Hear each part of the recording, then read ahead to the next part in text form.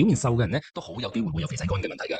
其實早喺大半年前咧，我都係做過一次 body check 嘅，驗出嚟樣樣嘢大致上都係合格嘅，唯獨是一樣嘢唔合格嘅咧，就係咩咧？就係我有脂肪肝啊！冇乜點諗過咧，我咁嘅身形咧都有脂肪肝。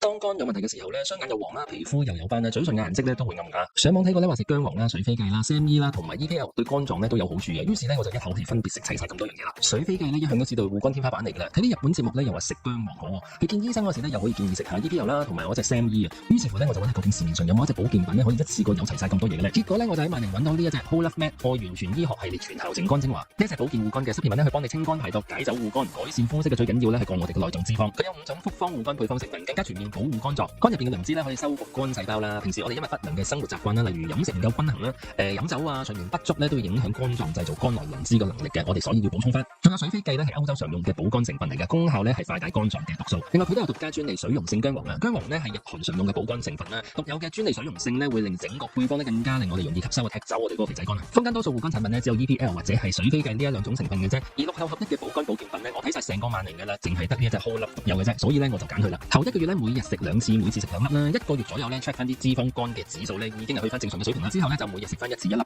有時候咧間中同朋友食飯會飲多2杯咧，就飲酒前後咧各食2粒。第二日咧都冇咁易頭痛同埋有宿醉。2個月之後咧中央肥胖搞掂咗啦，口氣都冇咁勁啊！呢一隻咧可以講係護肝天花板嚟嘅。依家呢一隻 Whole Life Med 愛完全醫學系列全效淨肝精華喺萬寧有售啦，而且